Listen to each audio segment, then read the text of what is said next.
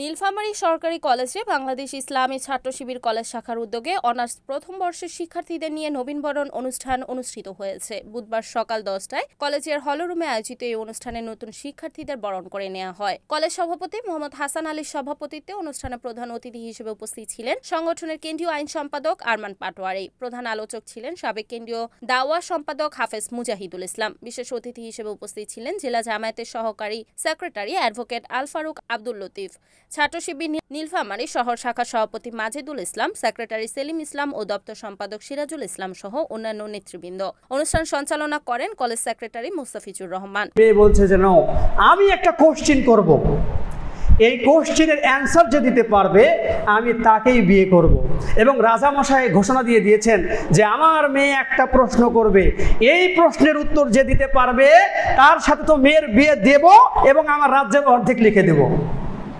অফারটা কেমন? এখন ওই রাজ্যের যে বিসিএস ক্যাডার তারা কি করবে?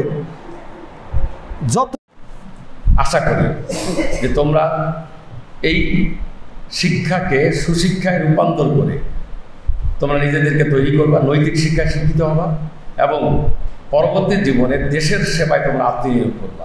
চাকরিটা মূল বিষয় নয়, সেবাটাই মূল বিষয়। ইসলামী ছাত্র শিবির একজন মানুষকে, যেখানে কারিকুলামের ভিতরে নৈতিক শিক্ষা নাই বা অনৈতিক শিক্ষার প্রচলন রয়েছে, সেখানে একজন মানুষকে নৈতিকভাবে শিক্ষিত করার জন্য ইসলামী ছাত্র শিবির একটি স্বতন্ত্র শিক্ষা প্রতিষ্ঠান।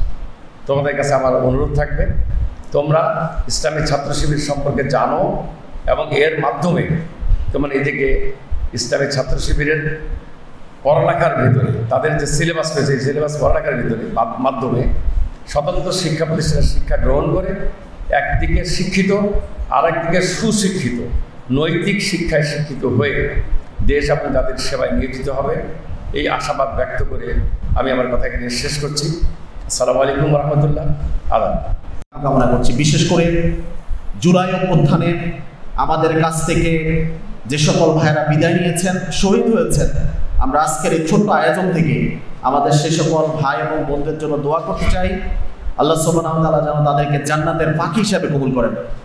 পাশাপাশি যারা আহত হয়েছেন, ফঙ্গুত্ব বরণ করেছেন, হাত হারিয়েছেন, পা হারিয়েছেন, আমরা আমাদের ওই সকল ভাই বোনদের জন্য দোয়া করতে চাই। আল্লাহ সুবহানাহু ওয়া তাআলা যেন তাদেরকে সর্বোচ্চ ধৈর্য ধারণ করার তৌফিক দান করেন। আল্লাহুম্মা আমিন। সম্মানিত প্রিয় উপস্থিতি, আপনাদেরকে অসংখ্য ধন্যবাদ এবং মোবারকবাদ। আপনারা ইসলামী ছাত্র শিবিরের ডাকে সাড়া দিয়ে আপনারা আমাদের ছোট্ট আয়োজন আপনারা অংশগ্রহণ করেছেন।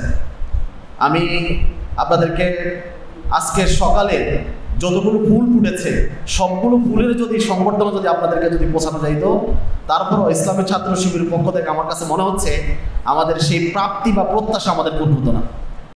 Report Omar Faruk, NAN TV, Nilphamari.